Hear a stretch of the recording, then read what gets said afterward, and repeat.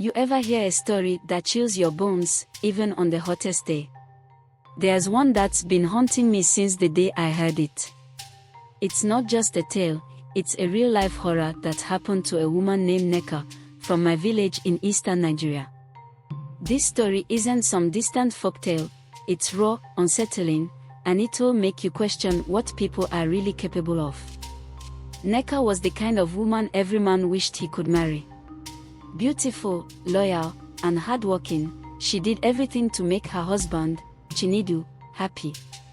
They weren't wealthy, but they had each other, and in our Igbo culture, that's supposed to be enough. At least, that's what we were taught to believe. Nneka grew up in a small village, surrounded by lush green fields and the sounds of nature. Her father, a farmer, raised her with traditional Igbo values, respect for elders, loyalty to family, and the importance of hard work. Her mother, a seamstress, taught her the art of weaving and sewing, skills that Nneka would carry into her marriage. Nneka was a kind-hearted girl, known for her generosity and her willingness to help others. She was loved by everyone in the village, and when she married Chinedu, everyone believed she had found her perfect match. Chinedu, on the other hand, had a different upbringing. He was the son of a trader, a man who was always looking for the next big deal, the next opportunity to make money. Chinedu inherited his father's ambition, but not his wisdom. He was a dreamer, always talking about the big plans he had, the wealth he would accumulate, and the luxurious life he would live. Nneka admired his drive and believed in his dreams, even though she was content with their simple life. Their marriage started out like any other, full of hope and promise. Nneka and Chinedu worked hard to build a life together. She managed the household, cooked, cleaned, and tended to the small farm they had, while Chinedu tried his hand at various business ventures. Some were successful, but most failed. Still, Nneka stood by him, supporting him through every setback. But as time went on, Chinedu's failures began to weigh heavily on him. He became restless, frustrated by his inability to achieve the success he so desperately wanted. He started spending more time away from home, mingling with men who had the wealth and status he desired. Nneka noticed the change in him, but she didn't say anything. She believed that if she continued to support him, he would eventually find his way. It was during one of these outings that Chinedu met Brigadier General Udo, a man of immense power and influence in the military. Udo was known for his ruthlessness. He wasn't someone you'd want to cross, not unless you had a death wish. Chinedu, though, blinded by his greed, saw an opportunity in the general.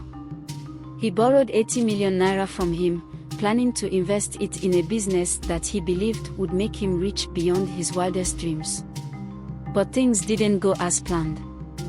The business deal fell apart, and Chinedu found himself drowning in debt. 80 million naira is a colossal amount, especially when you owe it to someone as dangerous as Brigadier General Udo. The general didn't get his rank by being kind-hearted. He was feared across the land, and everyone knew that crossing him would mean certain doom. When the time came to repay the loan, Chinedu had nothing. General Udo didn't take kindly to being cheated, and he made it clear that if Chinedu didn't pay up, there would be hell to pay. I remember the day Udo's men came to the village. They arrived in a convoy of black SUVs, their presence alone striking fear into the hearts of everyone who saw them. They stormed Chinedu and Nneka's home, ransacking the place, leaving nothing untouched. They didn't care that Nneka was in the house, trembling with fear as they tore through their belongings. When they finally left, they gave Chinedu a chilling ultimatum: 1 week to pay up, or face the consequences. The whole village knew what that meant. We all feared for Chinedu's life, but we also knew that there was no escaping the wrath of General Udo. Nneka found out about the debt when General Udo sent his men to their home. The fear that gripped her heart was indescribable. She had always known Chinedu to take risks, but this was beyond anything she could have imagined. Her husband was now in the crosshairs of a man who wouldn't think twice about ending someone's life over money. Neka couldn't bear the thought of losing Chinedu, despite everything he had put her through. She loved him, and love, as we say in our culture, is stronger than death. Chinedu was desperate, more desperate than I'd ever seen a man. He tried everything, begging, borrowing from friends, but nothing worked. The amount was too large, and no one wanted to get involved, not with the general's name tied to it. It was then that Neka, in her love and desperation, decided to do the unthinkable. Neka was a quiet woman, but she was strong.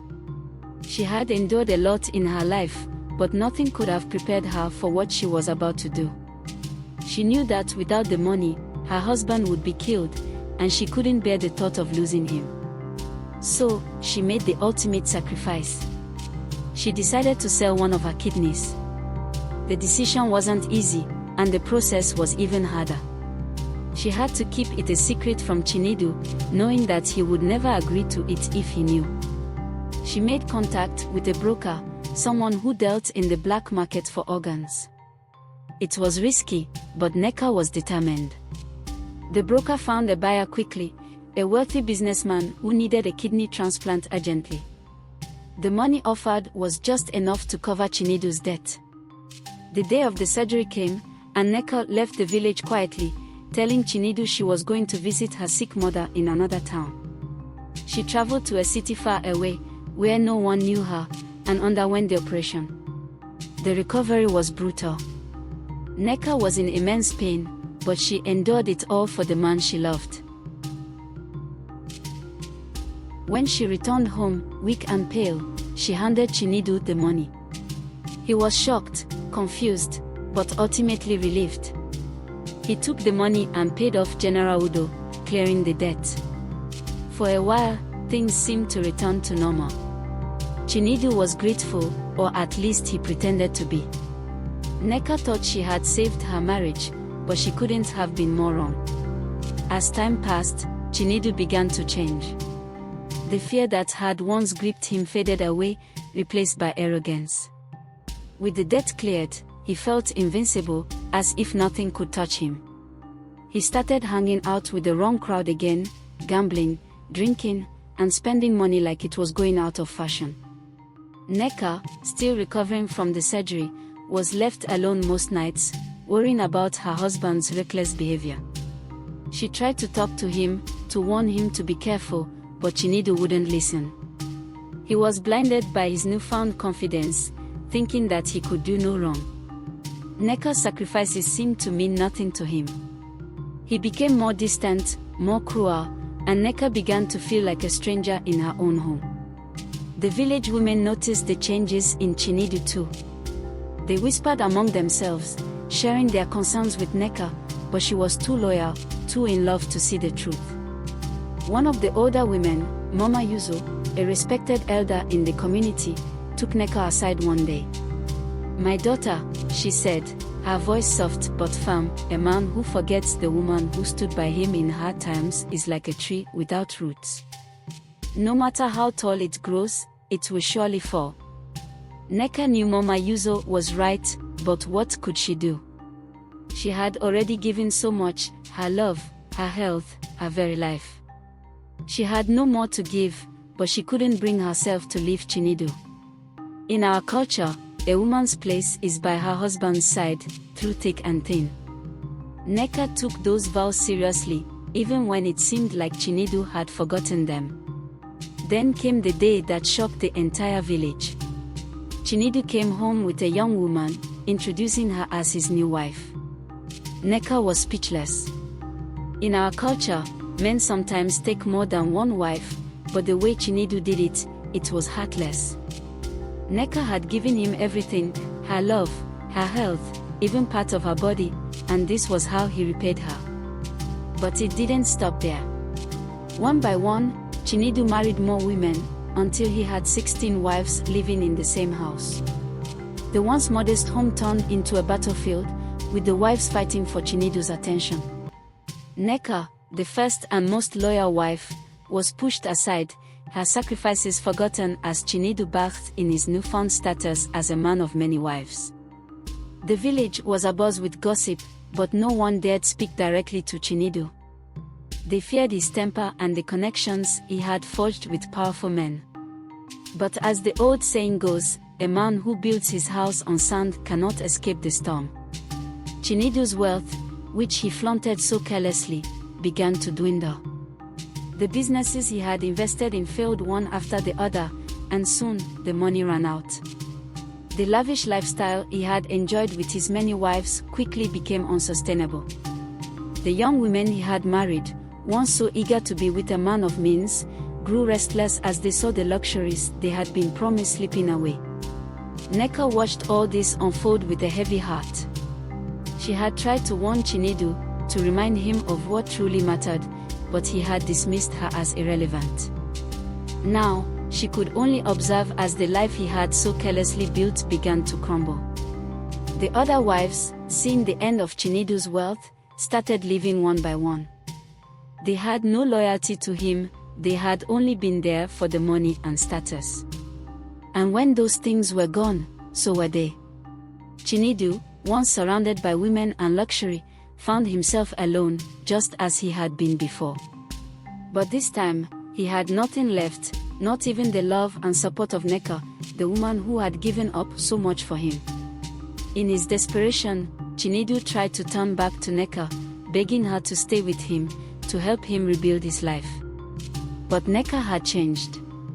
The woman who had once been willing to sacrifice everything for love was no more.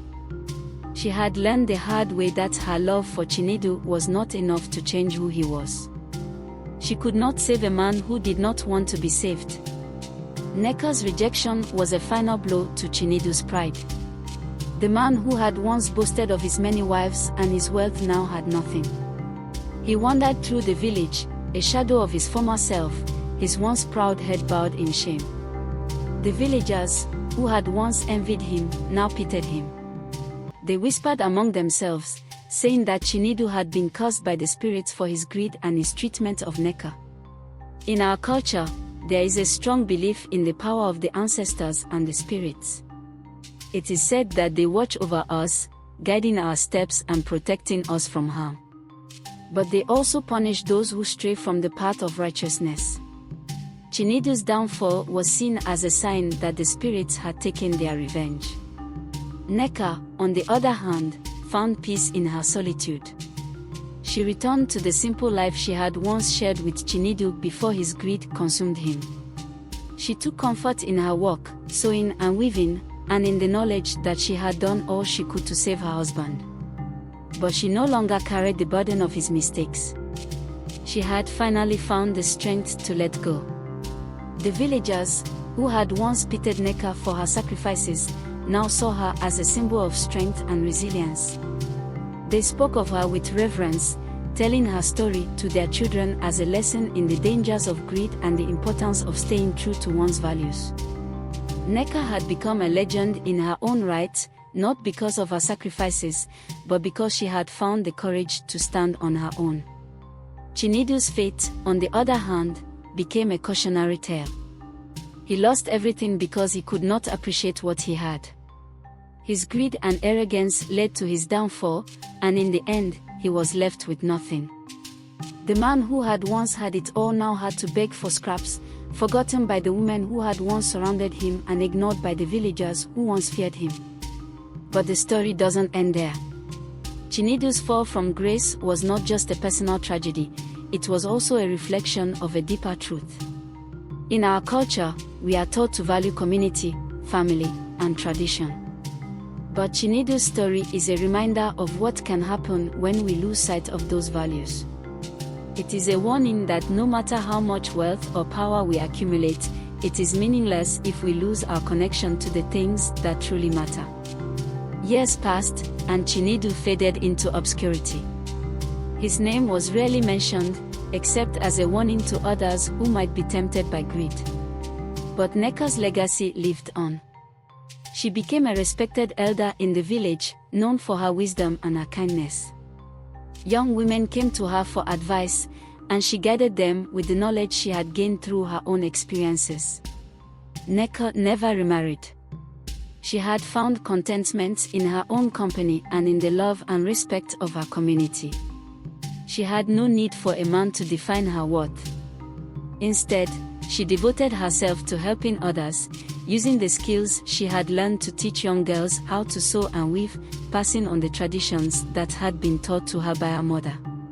As Nneka grew older, she became known as the mother of the village. Her home was always open to those in need, and she was often called upon to mediate disputes or offer counsel. She never spoke ill of Chinedu, even when others did. She had made her peace with the past and had no desire to dwell on it. But the memory of what she had endured stayed with her, a reminder of the strength she had found within herself.